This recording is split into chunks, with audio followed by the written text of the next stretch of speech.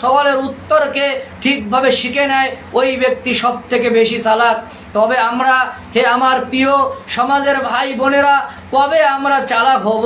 কবে আমরা এই দিনকে শিখব? কবে আমরা পরিপূর্ণ দিনের ভিতর মেহনত করব? আল্লাহর নবী সাল্লাল্লাহু আলাইহি সাল্লাম আমাদের জন্য করা আমরা ভুলে গিয়েছি, সেই নবীর আমরা তত্ত্ব করা ভুলে গিয়েছি। আজকে আমরা কোথায় কোন পর্যায়ে চলে যাইতেছি। আজকে দেখো, যদি কোনো ভাই বোনেরা গানের ভিডিও ছাড়ে, সেখানে লাইকের অভাব নাই, সেখানে কমেন্টের অভাব নাই, সেখানে শেয়ারের অভাব নাই, সেখানে ভিউয়ের অভাব নাই। কেউ যদি নোংরা ভিডিও বানায়, সেখানে লাইক কমেন্টের অভাব নাই, সেখানে শেয়ারের অভাব নাই। কেউ যদি খারাপ কোনো নাটক করে, সেখানে দেখো সবাই যাকে বাহবা দেয়, সবাই যায় বলে সুন্দর বানাইছো, তুমি আগিয়ে যাও, তুমি এগিয়ে যাও, তাকে আরো আবার প্রিয় যুবক সমাজের ভাই বোনেরা, তোমাদের আমি হাত দুইটা অনুরোধ করে জানাতে চাই, তুমি একটা গানের ভিডিও, তুমি একটা নোংরা ভিডিওতে লাইক দিলে, লাইক দেওয়া মানে কি তুমি জানো? হাত দিয়ে শুধু লাইক দিলে লাইকটার মানে হলো তুমি ওই জিনিসটাকে পছন্দ করতেছো। মানে যেটা আল্লাহ নিষেধ করেছেন, জনাবে মুহাম্মদুর রাসূলুল্লাহ যেটা করতে বারণ করেছেন, সেইটাকে তুমি লাইক দিয়ে তুমি জানিয়ে দিলে আমার এটা পছন্দ, আমি এটা পছন্দ করি। যদি এই কথাটাই যদি কাল কিয়ামতের মাঠে আল্লাহ যদি জিজ্ঞাসা করে, হে অমুক আমার বান্দা, হে আমার অমুক বান্দা, তুই ওই খারাপ ভিডিওটাকে লাইক করছিস, ওই নোংরা ভিডিওটাকে লাইক করেছিস, ওই খারাপ গানটাকে তুই লাইক করেছিস, ওই রং তামাশা করা গান ভিডিওটাকে তুই লাইক করেছিস, তুই পছন্দ করেছিস, বল কিসের জন্য পছন্দ করেছিস? বল তুই ওই সমস্ত নোংরা ভিডিও, নোংরা গান বাজনা দেখে দেখে কি বলে, আমরা কি বলে জবাব দেব? হে আমার প্রিয় ভাই ও বোনেরা, আজকে আমরা দেখি বিভিন্ন নোংরা ভিডিওর ভিতরে লাইকের অভাব পড়ে না, লাইকের কোনো কমি নাই, কমেন্টের কোনো কমি নাই, শেয়ারের কোনো কমি নাই, কোনো ভিউয়ের কোনো কমি নাই। কোনো মেয়ে ছেলে যদি পর্দাবিহীন যদি লাইভ করে, সেই লাইভে দেখো হাজার হাজার ছেলেরা গিয়ে লাইক কমেন্ট করে, আবার বলে বোন তুমি এগিয়ে যাও, বোন তুমি এগিয়ে যাও, বোন আমরা তোমার পাশে রয়েছি, বোন আমরা সাথে রয়েছি, বোন তোমার প্রতি ফুলের ভালোবাসা রইল, বোন মেয়ে ছেলের জন্য পর্দা করার জন্য জরুরি ছিল, তুমি কেন ওই মেয়ে ছেলেকে লাইক দিয়ে তুমি সহযোগিতা করলে? কেন তুমি শেয়ার করে সহযোগিতা করলে? কেন তার দ্বারা অন্য পরপুরুষের চোখের গুনাহ হলো, জবানের গুনাহ হলো, অঙ্গ প্রত্যঙ্গের গুনাহ হলো? কাল কিয়ামতের মাঠে আল্লাহর সামনে আমরা কি হিসাব দেব?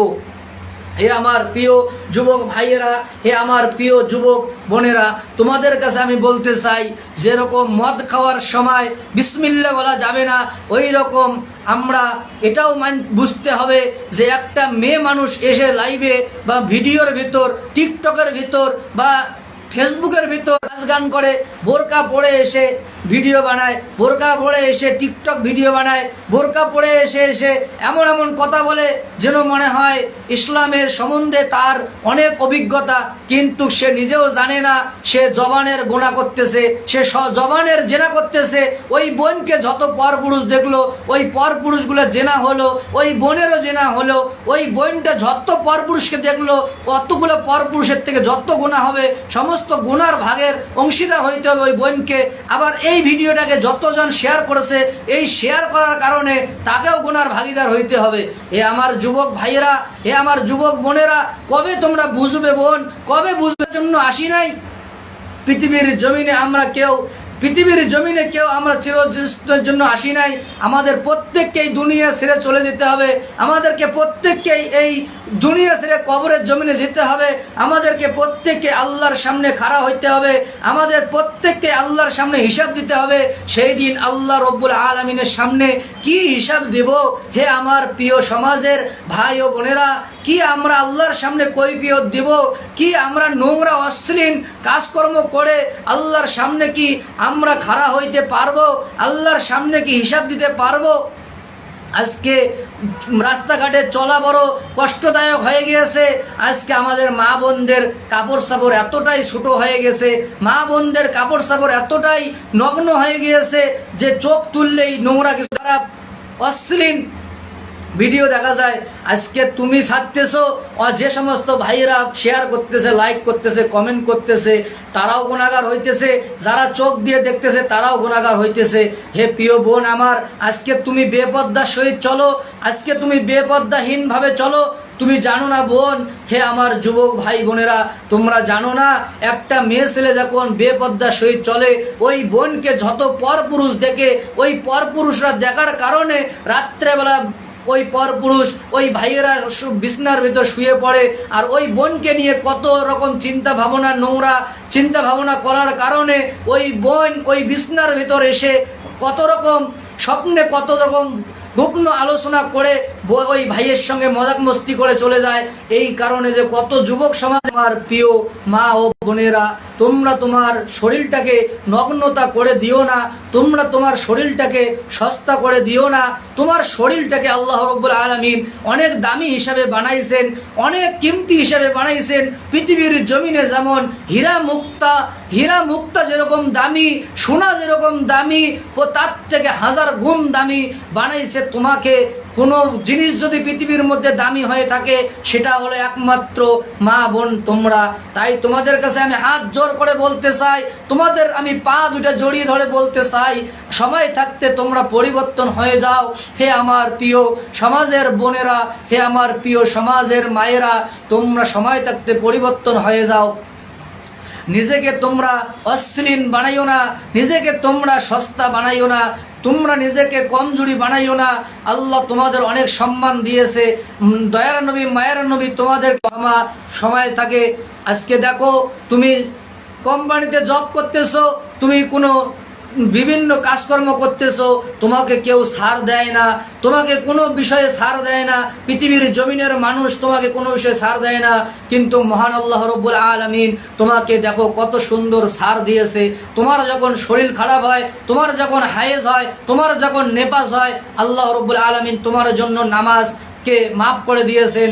তোমার যখন নেপাস হয় 40, আল্লাহ তোমার নামাজকে মাফ করে দিয়েছেন, তোমার রোজাকে মাফ করে দিয়েছেন, তোমার কোরআন তেলাওয়াতকে মাফ করে দিয়েছেন, তোমার সব কিছু মাফ করে দিয়েছেন। তোমার যখন শরীর খারাপ থাকে, তোমাকে নামাজ পড়তে হয় না, তোমাকে রোজা করতে হয় না, এমনকি কেউ মাঠে তৈয়ারি করতেছো। হে আমার প্রিয় মা ওর বোনেরা, তোমাদের কাছে আমি পা দুখানা জড়িয়ে ধরে বলতে চাই, হে আমার মা জাতি, হে আমার বোন জাতি, হে আমার স্নেহের মোহাব্বতের পৃথিবীর জমিনে সব থেকে দামি নারী জাতি, তোমাদেরকে আমি বলতে চাই, অশ্লীল ভিডিও বানা বন্ধ করো, অশ্লীল নোংরা ভিডিও বানা বন্ধ করো। তুমি হয়তো আজকে পৃথিবীর জমিনে কয়েকটা টাকার জন্য নিজের শরীরকে অশ্লীল বানাচ্ছ, তুমি জানো না তোমার আবেদন জিন্দগি পড়ে রয়েছে মরার পরে। সেইখানে যদি তুমি কামিয়াব না হইতে পারো, এই পৃথিবীর জমিন তো 60 থেকে 70 বছর বাঁচবে। এই পৃথিবীর জমিনে তুমি কয়টা দিন থাকবে, এই পৃথিবীর জমিনে কয়টা দিন তুমি বেঁচে রইবে, তুমি এই পৃথিবীর জমিনে কতদিন বা তুমি কষ্ট দুঃখ সহ্য করবে। কিন্তু তুমি জানো না, তুমি যদি এই দুনিয়ার ভিতরে যদি আল্লাহকে রাজি খুশি করে মারা যেতে না পারো, মূল্যবান কঠিন একটা শাস্তির জায়গা, সেই জায়গাকে তোমরা খেয়াল করে চলো। হে আমার প্রিয় বোনেরা, আল্লাহর নবী যখন মিরাজে চলে গেলেন, আল্লাহর নবীকে জিবরাইল আলাইহিস সালাম জাহান্নাম ঘুরায় দেখাইলেন। আল্লাহর নবী জাহান্নাম ঘোরার পরে দেখলেন সেইখানে শুধু জাহান্নামের ভিতর 3 ভাগের ভিতর 2 ভাগ মহিলা মানুষই শুধু জাহান্নামে, নারী জাতি 2 ভাগ আর পুরুষ জাতি 1 ভাগ। হে আমার প্রিয় বোনেরা, কি এমন অপরাধ তোমরা করলে দুনিয়ার জমিনে, যার কারণে তোমরা 2 ভাগ? আজকে বোঝা যায় কি তোমাদের অপরাধ। তোমরা স্বামীকে মানতে চাও না, তোমরা স্বামীর হুকুমকে কুফরি করো, তোমরা আল্লাহর সঙ্গে কুফরি করো, তোমরা আল্লাহর সঙ্গে বেশি শিরকি করো, তোমরা আল্লাহর হুকুমের বেশি অমান্য করো। কারণ আল্লাহ বলছেন, হে হে নারী জাতি, তোমরা কখনো নিজের রূপচর্চা করো না অন্য পুরুষের সামনে, তোমরা কখনো নিজের রূপচর্চা করো না অন্য পুরুষের সামনে। আর আজকে দেখো আমাদের মা বোনেরা বেশিরভাগ রূপচর্চা করে অন্য পরপুরুষের সামনে, নিজের স্বামীর সামনে এমনভাবে চলে যেন মনে হয় এটা একটা ভিখারি, এটা একটা ফকরানি, এর জন্য কিছুই নাই, এর জন্য কোনো স্বামী কিছু কিনে দেয় না। এইরকম নোংরা ভাবে স্বামীর সামনে উস্তাপানা করে। প্রিয় বোন আমার, তুমি যদি আজকে তোমার স্বামীর সামনে রং ঢং এবং সুন্দরভাবে সেজে গুজে নিজের স্বামীর সামনে যদি রং চর্চা রূপ চর্চা করতে, নিজের স্বামীর সামনে যদি বারবার সাজগোজ আলাদা আলাদা করতে, নিজের স্বামীর সামনে যদি বারবার নিজের রূপকে চর্চা করতে, নিশ্চয়ই নিশ্চয়ই তোমার স্বামী অন্য মেয়েদের দিকে তাকাইতো না, তোমার দিকে বারবার তাকাইতো। আজকে তুমি অন্য পরপুরুষকে রূপচর্চা দেখাও আর তোমার স্বামীর সামনে অন্য মেয়েরা রূপচর্চা। তোমরাই তো সর্বপ্রথম নিজের স্বামীর মনটা খারাপ করে দিলে। তোমার স্বামী তোমাকে মহাব্বতের সহিত ডাকে, তুমি না বলে দাও। তোমার স্বামী তোমাকে মহাব্বতের সহিত আদর করতে চায়, তুমি ডাইরেক্ট না করে দাও। তোমার স্বামী বলে অমুক পোশাকটা পরে আমার সামনে আসো, তুমি ওই পোশাকটা পরো না। তুমি যখন বিভিন্ন বিয়া বাড়ি, বিভিন্ন অনুষ্ঠান বাড়ি, বিভিন্ন কোনো আত্মীয় স্বজনের বাড়ি, যখন তুমি বাবার বাড়ি যাও, তখন তুমি বিভিন্ন রূপচর্চা করো, বিভিন্ন সুন্দর সুন্দর পোশাক পরো, বিভিন্ন দামি দামি অলংকার, বিভিন্ন গয়না সামনে তুমি একবারও করলে না। সেই স্বামীর সামনে তুমি একবারও রূপচর্চা করলে না। সেই স্বামীর সামনে তুমি নগ্নভাবে তুমি ফকিরের মতো, ভিখারির মতো, একদম গরিব মিসকিনের মতো ভাবে চলাফেরা করো। আর ওই রকম দেখে দেখে তোমার স্বামী মনে বড় আঘাত পায়। এতে তুমি মনে করো না শুধু তোমার স্বামী আঘাত পায়, না না, মনে করো তুমি ওই স্বামীকে যত কষ্ট দিলে, এতে তোমার স্বামী যতটা কষ্ট পেয়েছে, এর থেকে কয়শো গুণ, কত বেশি গুণ আল্লাহ তোমার উপর নারাজ হয়েছে। তোমার উপর আল্লাহর ফেরেশতা দিয়ে অভিশাপ পাঠায়, তোমার উপর আল্লাহর লানত পাঠায়, আল্লাহ পর্যন্ত তোমার উপর নারাজ হয়ে যায়। কোনো রাত্রেবেলা যদি কোনো স্বামী যদি নিজের বিবিকে যদি মহব্বতের সহিত ডাকে নিজের ভালোবাসার জন্য, আর কোনো খুশি এবং সুখ না দেয়, অতক্ষণ পর্যন্ত ওই মহিলার উপর আল্লাহর অভিশাপ আসতে থাকে, লানত করতে থাকে। তাই বলতে চাই, হে আমার প্রিয় মহব্বতের বোনেরা, হে আমার প্রিয় মহব্বতের সমাজের মা বোনেরা, হে নারী জাতি, তোমাকে আল্লাহর নবী কত সম্মান দিল, আল্লাহ তোমাকে কত সম্মান বাড়িয়ে দিল। তোমাদেরকে সবাই সম্মান দেয়। এখন দেশের আইনটাও বেশিরভাগ তোমার জন্যই হয়ে গেছে।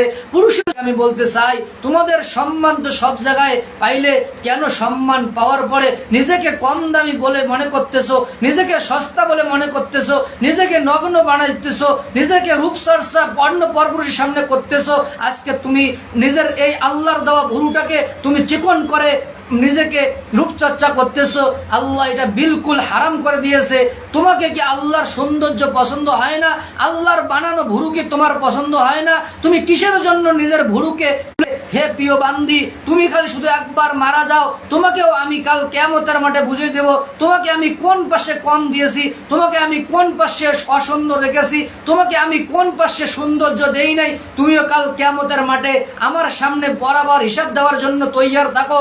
তোমাকেও কাল কিয়ামতের মাঠে কঠোর থেকে কঠোর হিসাব দিতে হবে। তাই তোমাকে আমি বলতে চাই, প্রিয় বোন আমার, সময় থাকতে নিজেকে পরিবর্তন করে নাও। সময় থাকতে নিজেকে আল্লাহর সামনে তওবা করে আল্লাহর সামনে মাপ চেয়েছে।